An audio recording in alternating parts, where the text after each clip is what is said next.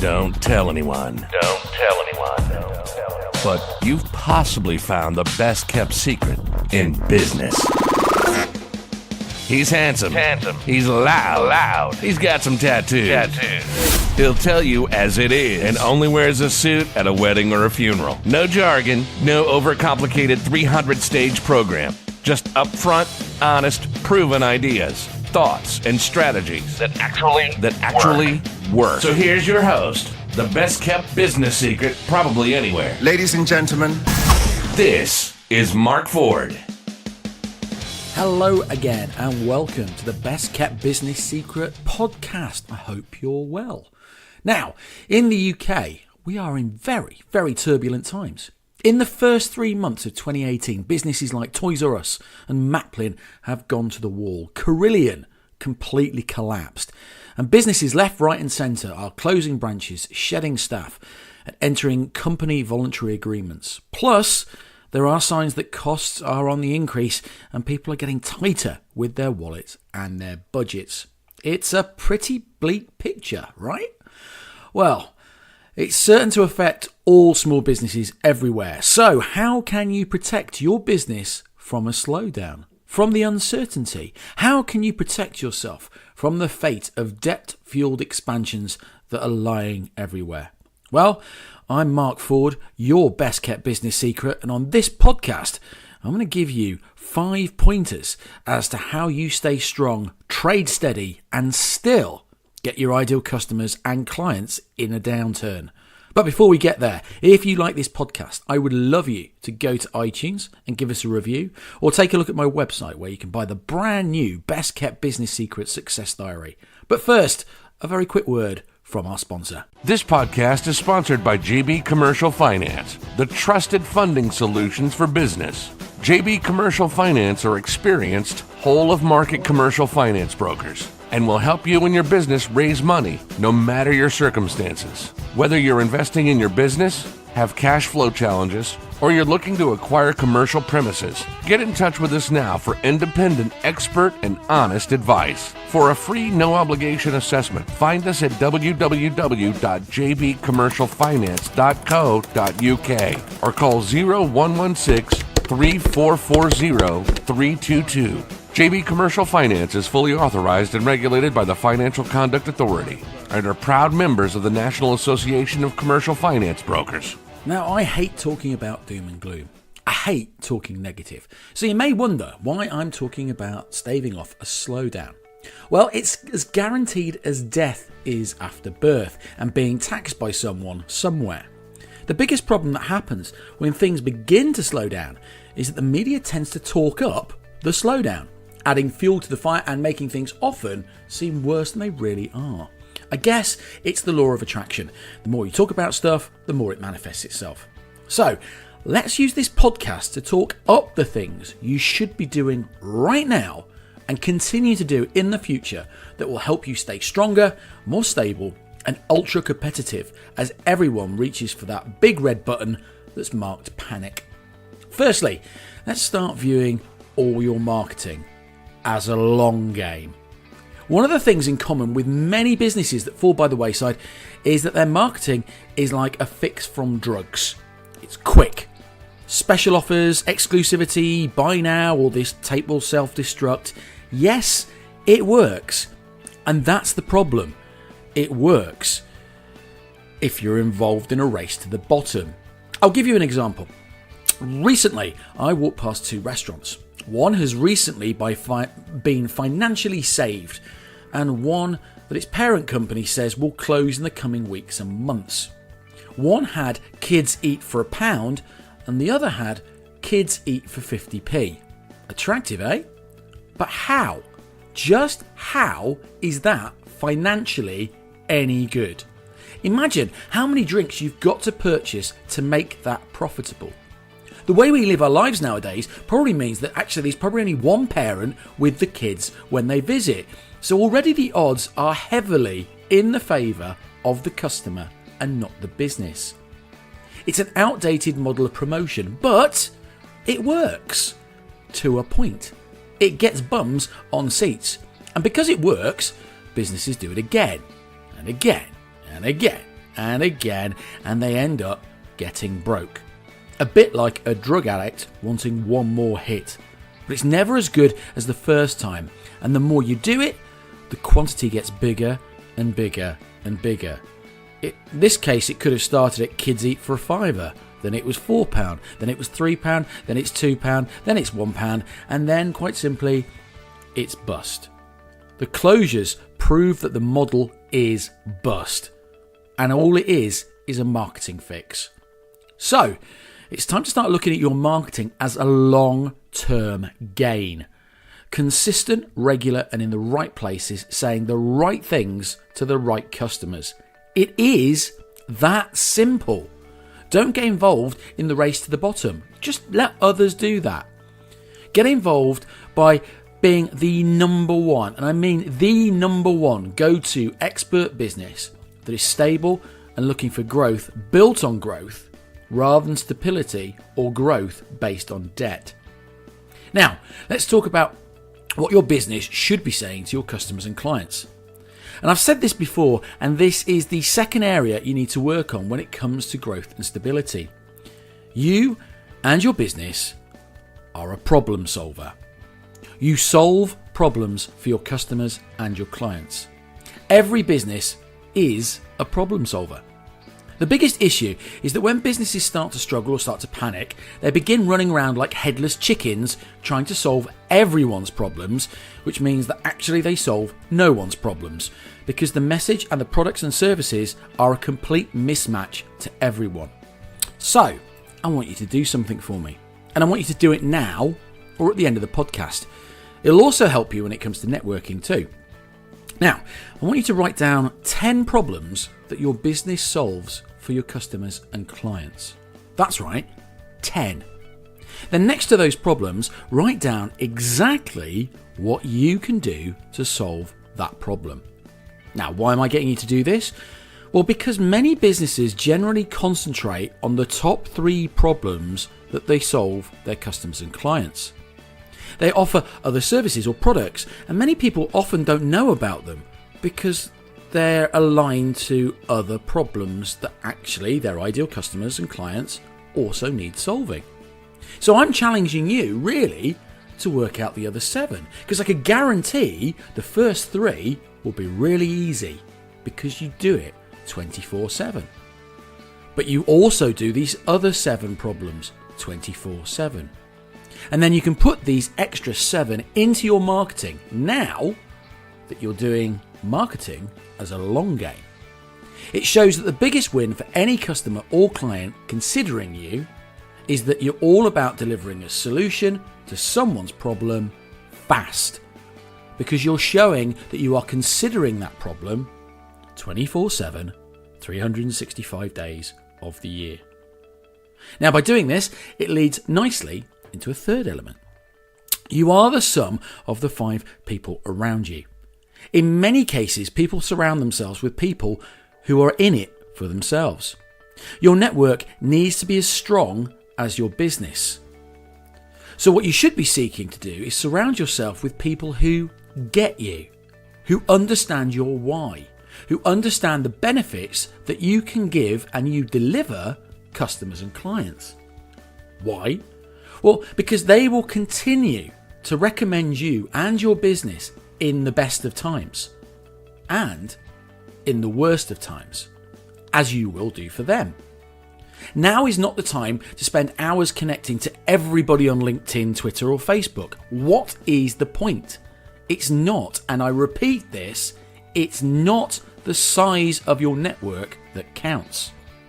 It's the quality of the network that you hang out with. In his book, Show Your Work, Austin Kleon talks about having people's hearts and not eyes. I actually think he is spot on. People buy from people, and gaining people's hearts and minds is something businesses should strive for, as opposed to what cash they can relieve from people's pockets. If people care about or love a business, they will always make sure they are looked after in the best of times and in the worst of times. Off the back of this, let's talk about the elephant in the room: money. Now, there are 3 elements of money: but it's something that is very seldom talked about. So let's firstly talk about what you charge. I guess the biggest mistake I see is people don't value their experience, their content, their products, or the services that they provide for people. If you're waiting for permission to raise your prices for any of your existing products or services, then this is it, my friend. Before you decide how to price your offerings, though, you have to first figure out exactly what you actually sell. This links up nicely with the list of the problems and how you solve them. You don't want to be selling on price. It's part of the rat race to the bottom. So you need to be talking to your customers and clients constantly about what you sell and how it can help them. Then, price becomes irrelevant. But I'm also a realist. I do understand that sometimes people can be in a niche or industry where price is sensitive. However, it amazes me that many businesses think that one size fits all.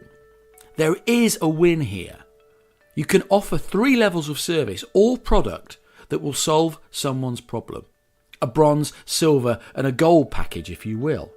You see, it's harder for people to say no 3 times. The second element of money is what debt is your business carrying. Yes, there is an element of all sorts of ideas when it comes to business banking at the moment. And personally, I feel the banking system still has a very, very long way to go when it comes to restoring lost confidence after the last recession. Anecdotally, getting money out of banks for small business is very difficult, which is stupid really, as small businesses make up nearly 98% of the private sector economy in the UK alone. But there are others out there that can help. The sponsor of this podcast, for a start. These types of financial consultants look to a panel of lenders to help fund growth, but in equal measure, help you reduce the weight of debt on your business, therefore saving you money and helping your cash flow. These savings could well be put to one side in a rainy day / war chest fund. And talking of savings, this is the third element of stability. When was the last time you reviewed your costs, your overheads and your outgoings? Now, we've heard a lot, and I mean a lot, about rate increases, employment cost increases and materials costs. Whilst I do kind of buy into the fact that these things are happening, I don't believe that businesses are any good at reviewing them and challenging unnecessary spending. The key driver when it comes to reviewing your costs and expenditure is whatever you cut, lower or reduce, it must never, and I mean never, affect the services or products that your business supplies. Again, any savings could be put into a war chest or rainy day fund for the leaner times, and not to live off or use as tax money. Now, finally, here's the biggest tip I can give anyone when it comes to a strong and stable business when times become harder. It's be you. Build the business of you. No one can be you. You are unique. Your business can be unique. Customers are unique. They believe their problems are unique. Every time you serve a customer, it should be as good as the first time. Every time you solve a problem for that customer or that client, they should be made to feel unique and special. Not just today, tomorrow, or even next week, but every damn day you are in business. It will stand you in good stead. Why? Well, the businesses that are falling over, or the ones that have failed, well, they all put themselves first. They grew too fast, forgot to ask the customer what they really wanted, forgot how their experience and abilities could help that customer or client. How many of the big high street stores ever asked you what you really wanted? When was the last time that big restaurant chains asked you how many olives you wanted on your pizza, or offered you a local special that was made just for that restaurant by that gifted chef, and not stuck in a microwave or under a grill by a teenager that really doesn't like cooking anyway? See, why do businesses rest on their laurels when it comes to testimonials? It's false praise in many cases because we become satisfied with where we're at. In fact, I'm going to challenge you to be very unsatisfied as to where you are right now. Marketing companies like to show the positives, get high percentage scores on customer satisfaction, and in many cases it's smoke and mirrors. I'll give you a great example of how you can be strong and stable and grow your business at the same time, even in a downturn. Quite recently, I went to a stationer's and I went to buy some sellotape. At the desk, the person was very polite and very nice, and the transaction was all done, and they handed me a receipt with a little card on that said, "Please tell us about your experience today, and you could be in with a chance of winning £1,000. So I asked the cashier, "Do many people do this?" And their answer was, "No, not really, not many." But I could guarantee you their customer satisfaction score was way, way, way in the clouds because I'd already bought something. And to be perfectly honest, I was in with a good chance of winning £1,000. But here's the thing. It suddenly struck me. Let's just imagine something. Imagine I was one of 10 customers that had walked into that store to buy some sellotape. But I was the only person that bought the sellotape. So actually they're getting a reaction off one person out of 10.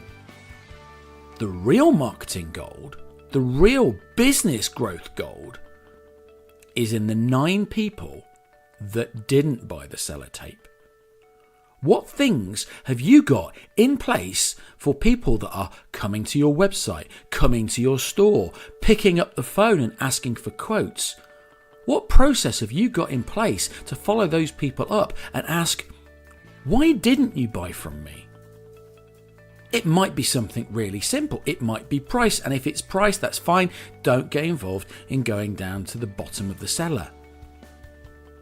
But imagine if you could just turn an extra one person in 9 into buying that service or that product. You've doubled your business. It might be that your website's not clear enough. It might be that they don't think that your particular product or service can help solve their problem. But you'll never know unless you have your conversation. So, there you go. An absolute stack, and I mean stack, of business secrets to help you ride out the quieter times in business. None of them are quick fixes. You have to wean yourself off those quick fixes. Yes, they're very nice, but they run out. And the core of what you do will get lost in the message of those quick fixes. Running and marketing a business is a long-term game. There will be highs and there will be lows. It's how straight and level you can keep that line. Reap the benefits of the highs and keep them back for the lows. Learn from the lows and remember never to panic. Constantly ask questions of your customers and suppliers, and constantly market and constantly solve your customers' problems brilliantly. And that, my friend, will put you in the pole position to stand head and shoulders above your competition in the worst of times, but even more so in the best of times. A big thank you for listening, and any questions, go over to the website where there is loads of free stuff. Events, workshops and masterminds going on. Or you can email me here, Marc, M-A-R-C, at marcford.uk. That's Marc at marcford.uk. Come say hi on Twitter, Instagram or Facebook. Just search the best kept business secret, and as if by magic, I'll probably appear. Until next time, be brilliant and we'll speak soon. Take care. Bye-bye. This podcast is sponsored by JB Commercial Finance, the trusted funding solutions for business.